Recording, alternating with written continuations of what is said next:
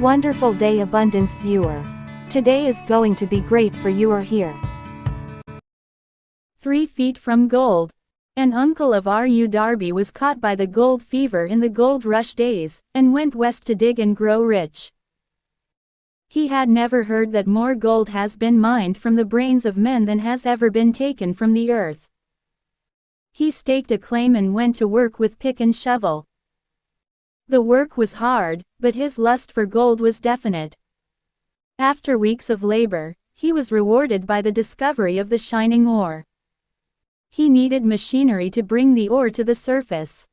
Quietly, he covered up the mine, went back to his homeland to get money. Told his relatives and a few neighbors of the strike. Successfully, they got the money for the needed machinery and had it shipped. And then went back to work to the mine. The first car of ore was mined and shipped to a smelter. The returns proved they had one of the richest mines. A few more cars of that ore would clear the debts. Then would come the big killing in profits. Down went the drills, something happened. The vein of gold ore disappeared. They had come to the end of the rainbow, and the pot of gold was no longer there. They drilled on, desperately trying to pick up the vein again, all to no avail.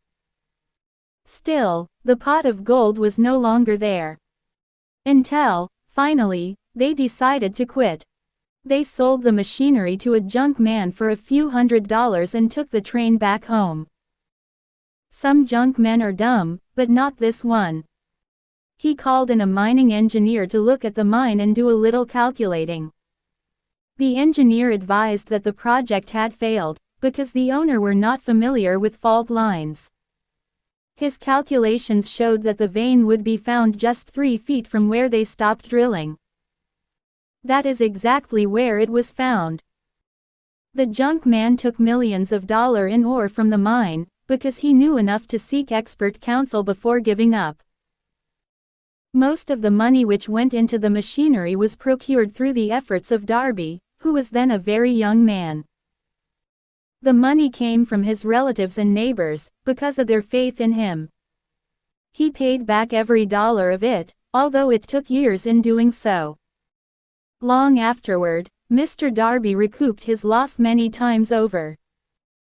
When he made the discovery that desire can be transmuted into gold, or that desire can be turned into success through careful planning and execution. Remembering that he lost a huge fortune, because he stopped 3 feet from gold, he learned his lesson and put it in his new profession. Darby sells life insurance. And he always tell himself, I stopped 3 feet from gold, but I will never stop because men say no when I ask them to buy insurance. Always remember. One of the most common causes of failure is the habit of quitting when one is overtaken by temporary defeat. Every person is guilty of this mistake at one time or another. Before success comes in any man's life, he is sure to meet with much temporary defeat and perhaps some failure. When defeat overtakes a man, the easiest and most logical thing to do is quit. That is exactly what the majority of men do. Most of the successful men's story ever told is that success came just one step beyond the point at which defeat had overtaken them. Never stop just because you feel defeated.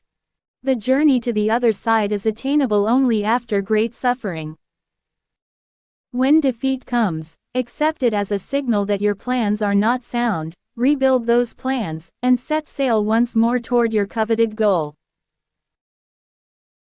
Like, subscribe, and hit the bell. I came so that they might have life and have it more abundantly. Bunch of Abundance. Thank you.